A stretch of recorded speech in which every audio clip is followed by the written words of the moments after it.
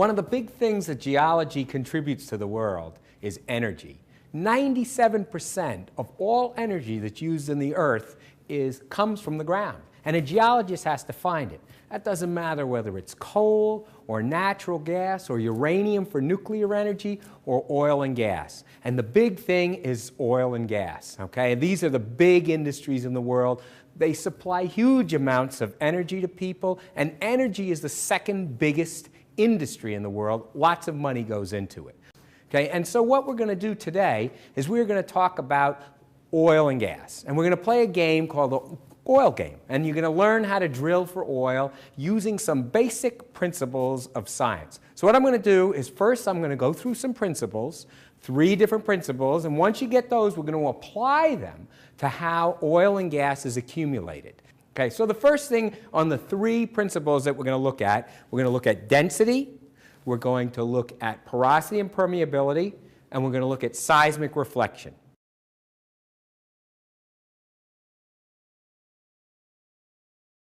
Density, basically, you know how heavy things are, okay? It's how much mass per unit volume you have. That's density. And obviously, everybody knows about how dense metal is or how dense a rock is, but fluids and gas also have densities, and based on that density, they're drawn more towards the Earth by gravity. So gravity acts on that mass to pull it down towards the center of the Earth. And if we take a look at a bottle where we put in some water, some oil, and some gas, you'll notice that they always come in the same order. The water goes on the bottom, the oil goes in the middle, and the gas goes on top. And that's the order they will always occur. No matter what I do with this bottle, the order always remains the same.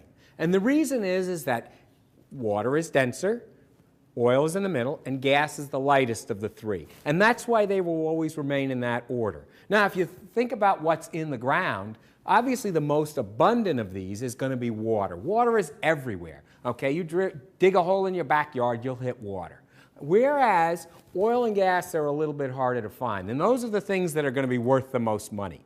Now, the one thing I want you to notice when we look at something like this is that the oil and gas are always at the top. Okay, they always go to the top. So later on, you're going to learn how to drill for oil. And the one thing you got to keep in mind is that they always go to the top.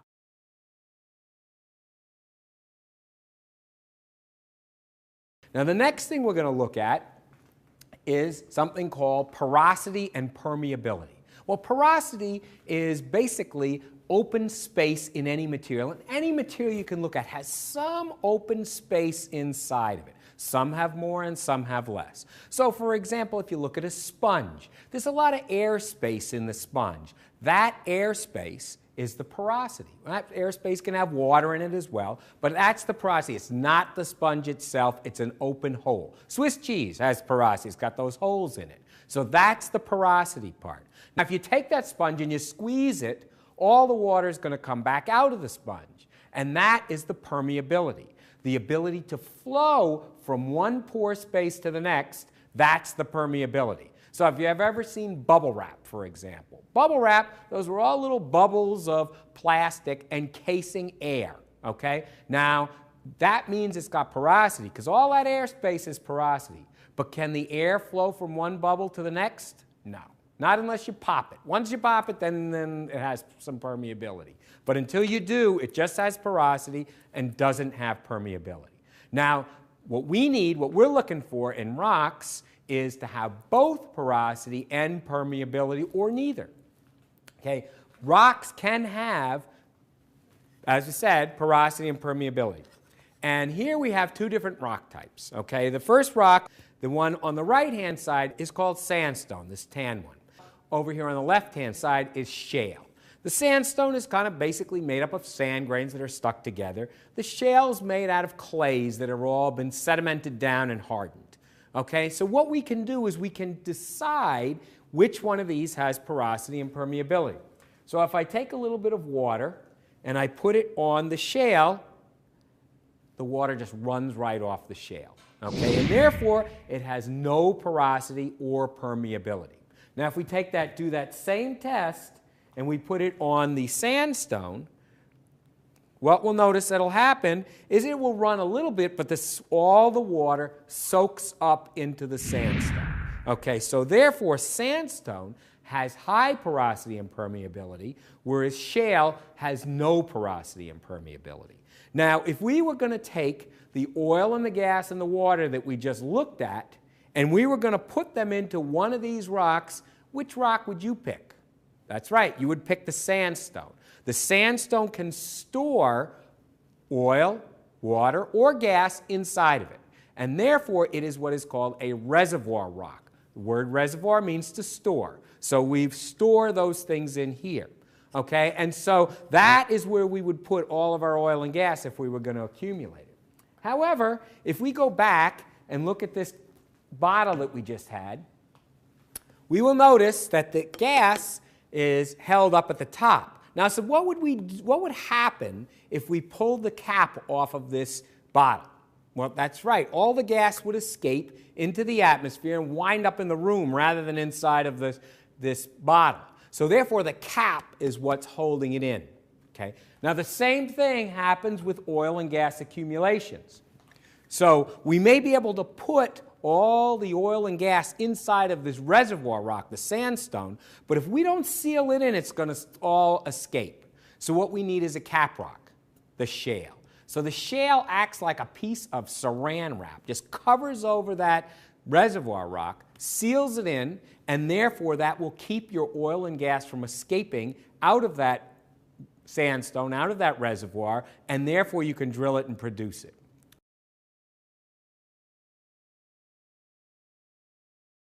Now, in order to drill wells, and you know, there's been a lot of things on television where you can see people drilling for well, coming up with oil. For example, if you've ever watched the Beverly Hillbillies, they made a movie out of it, used to be an old TV show.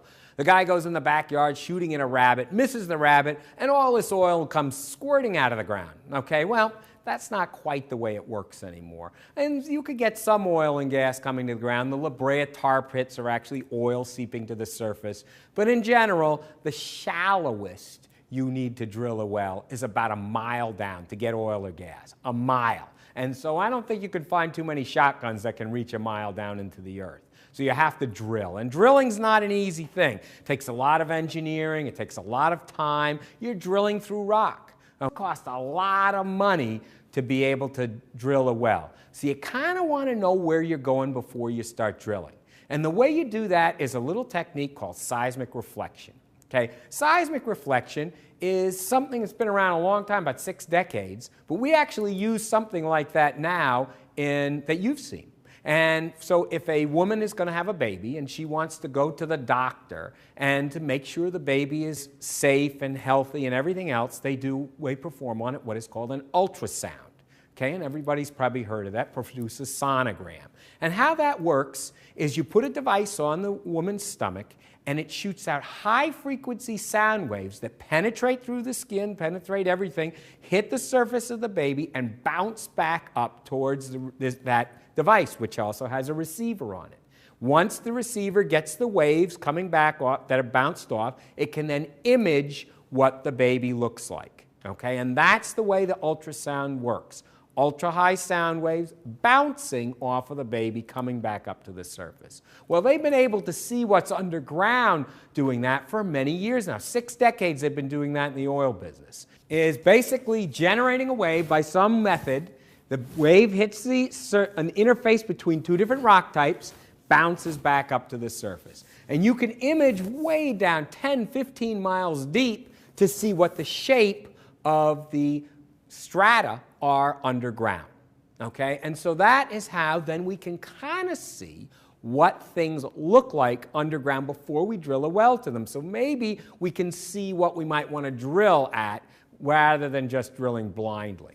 Okay, now we have a little device here that I put together so people can see what seismic reflection looks like. And what you can see here is a box, and it is made out of plexiglass shelves. Okay, so you can see all these, you see it's plexiglass on the top, but I'll tell you now that there's a bunch of shelves underneath there. And I could say to you, how many shelves are there? And you can say, you could take a guess. or maybe if you look on the side, you can see. But otherwise, how are we going to tell otherwise without pulling this apart to see how many shelves are, which is a pain in the neck. Pull it apart to put it back together again. What we can do is we can take a little laser pointer and we can just turn that on, and you will see that all the dots come up on the back, and you can count them, and you can see there's 4 dots, which means there are 4 shelves. Then what's happening is that the laser is hitting each one of those shelves, reflecting off of there, and the little dot is coming up to the surface. Okay, so with that, without even pulling it apart, I know how many shelves are there. Now, if I'm careful to slide it across, I can even see what shape those shelves are. So you can see that the top 3 are pretty much flat. But look at what that bottom one is doing. That's tilted. So with this, I can see the shape of the shelves, and I can see how many there are. So this is giving me some idea of what's underground without having to actually dig a hole to it. So here are 3 things that we have put together then to help define our different types of oil accumulations. We're going to use all 3 of them now. We're going to put them together, and we're going to find out what are called oil and gas traps. Okay? So we're going to use the density, porosity and permeability, and seismic reflection all together to define oil and gas traps. Okay?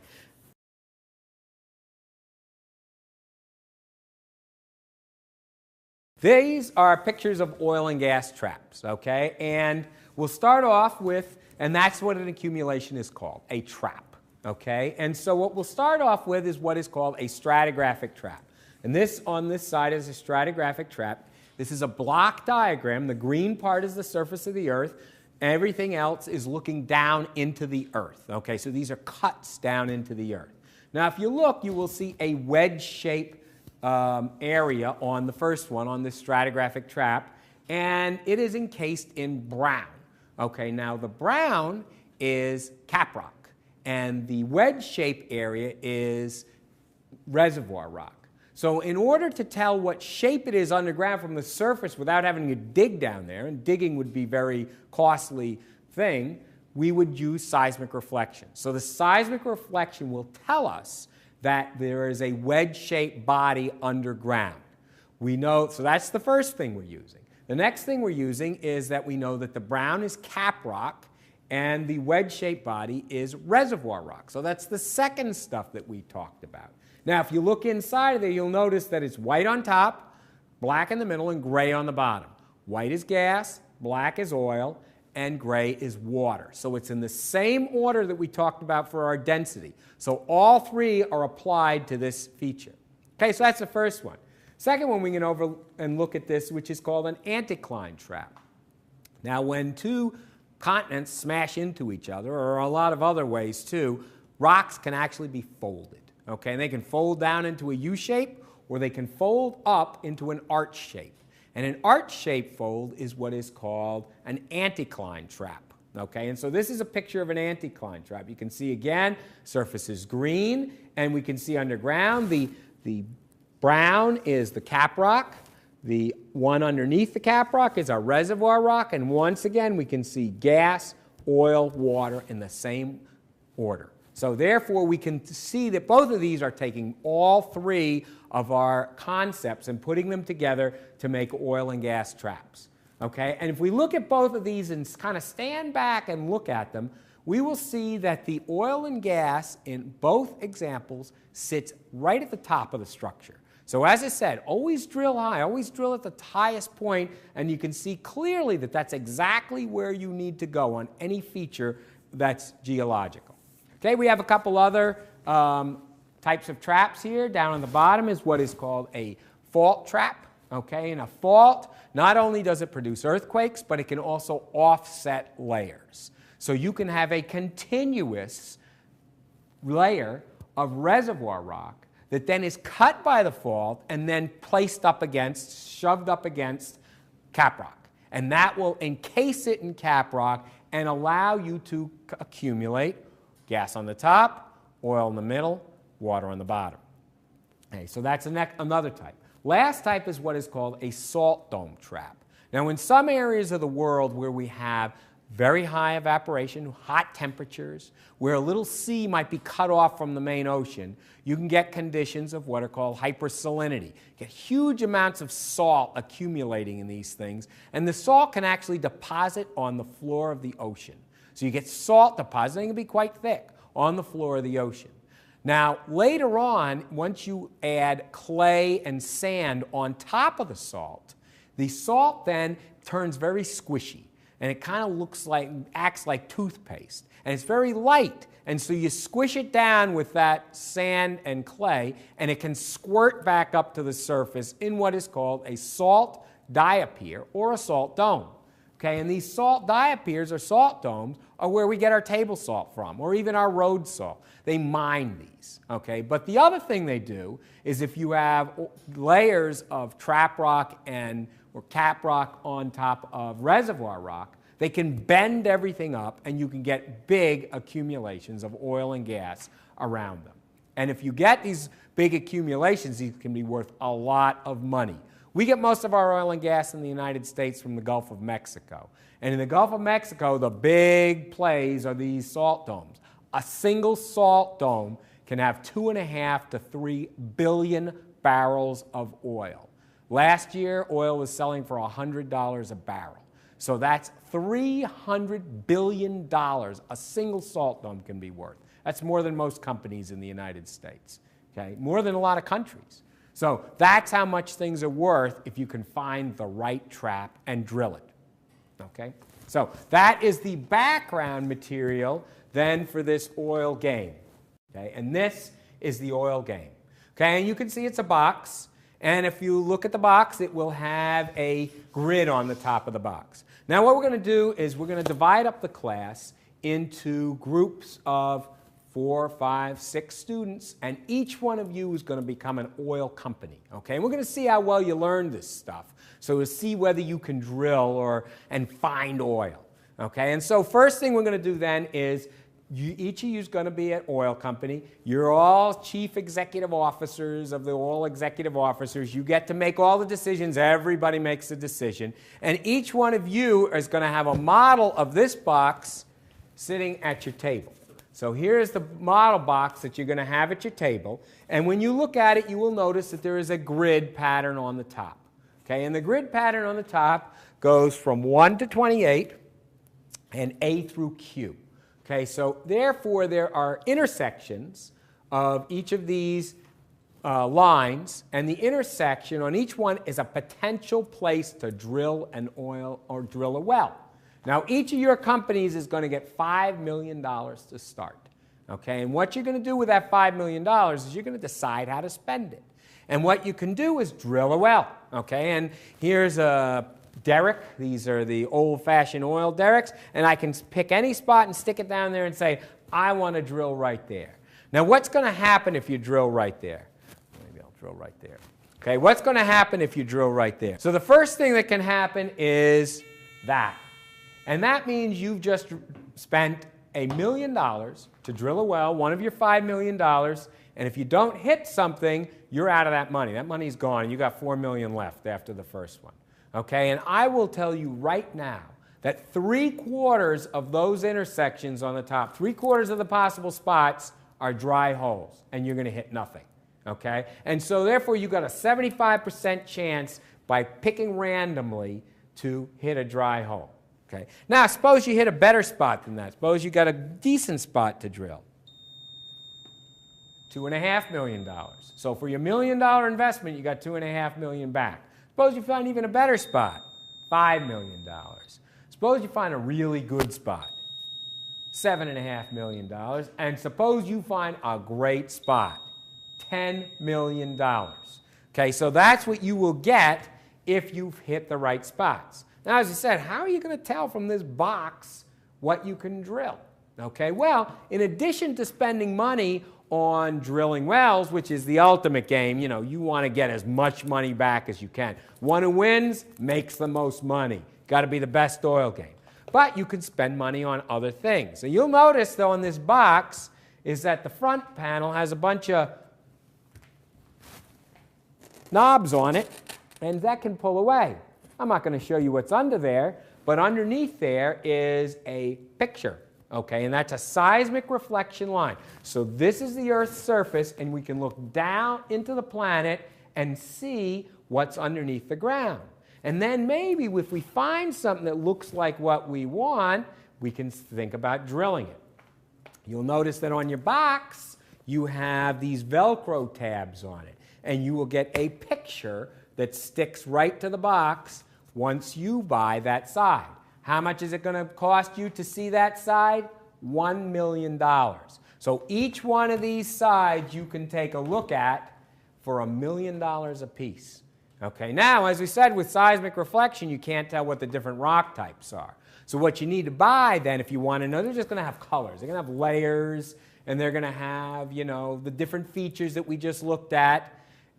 But you're not going to know what each thing is. It's not going to tell you which is a trap rock or a reservoir rock or any of the other stuff. It's just going to have colors. So if you want to know what the colors mean, it's going to cost you $500,000.